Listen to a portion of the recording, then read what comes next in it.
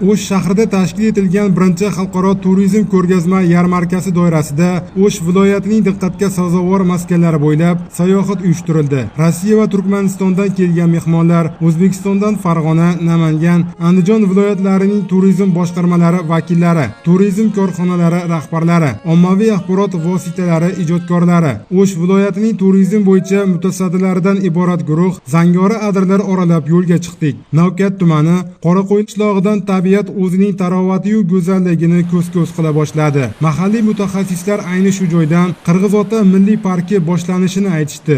Yo'l-yo'lakay qoramollar podasi yu otlar to'dasini uchrashi ham bu yerlarda ushbu sohalarga imkoniyat kengligidan dalolat. Dastlabki manzilda delegatsiyalar vakillari qirg'iz milliy madaniyatiga xos chiqishlar u milliy taomlardan bahramand bo'lishdi.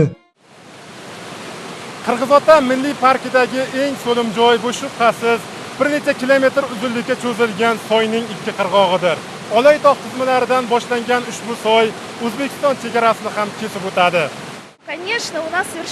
Albatta, bugun O'zbekiston, Rossiya, Qirg'iziston Respublikasi do'stligi o'ziga xos. Davlatlar o'rtasidagi rishtalarning mustahkamlanayotgani esa turizm rivojiga ham hissa qo'shmoqda. Bugun Rossiyadan ko'plab sayyohlar O'zbekiston va Qirg'iziston madaniyati bilan tanishish, qolaversa mana bunday tabiat go'zalligidan bahramand bo'lish uchun kelishmoqda. Bu yerda gastronomik va ekoturizmdan katta zavq olish mumkin.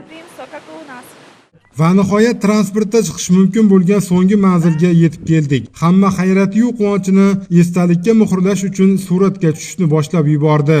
Biz dengiz sathidan 2600 metr balandlikdamiz. Bu yerda yilqixonalar, otlar, mana bunday ko'kalamzor yaylovzorlar hamda yam-yashil daraxtlar bilan burkangan tog'larni uchratishingiz mumkin. Havosi juda ham toza, taassurotlar a'lo darajada.